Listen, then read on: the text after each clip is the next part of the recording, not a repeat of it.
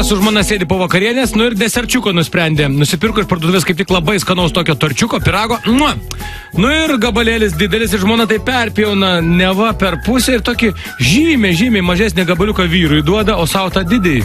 Vyras taip sėdi, sako, nesupratau, sako, šakės, nusipirkom gabalėlį, tai gal per pusę perpjausi, tu žiūrėk, savo pasėmėjai didįjį, man mažą gabalėlį, nu tai kaip čia taip darai dabar? Žmona sako, o kaip tu darytum? Nu sako, nu kaip, jeigu aš dalinčiau, aišku, sako, aš savo, nu kaip, mažai pasilikčiau. Tai kas tau yra, sako, tai aš tau mažai ir daviau. Geras. Labai gera logika. Aktualus anekdotas susijęs su žiniose girdėta informacija. Lietuva pagal korupcijos lygį nebuvo pirmoje vietoje, nes davė kyšį, kad nebūtų pirmoje vietoje. Bravo, šitas į temą labai. Vyras sako, damai sako, žinai, aš turiu lėkti namo.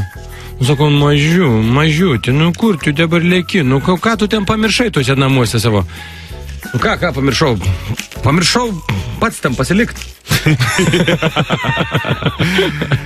Vaikas, žinai, mamai.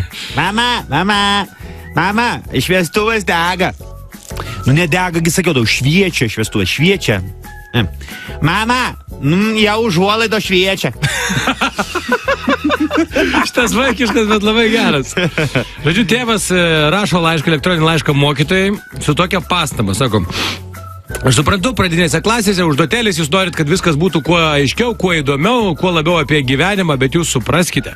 Po to, kai jūs parašėte, kad moteriški batai kainuoja 20 eurų, nu, už matematikos užduotį, supraskite, mano žmona visą naktį negali užmigti.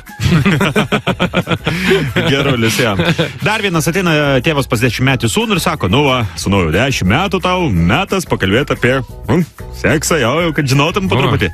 O, nu, tėvai, sako, nu, sakyk, sako, ką nori, klausk, viską papasakosiu.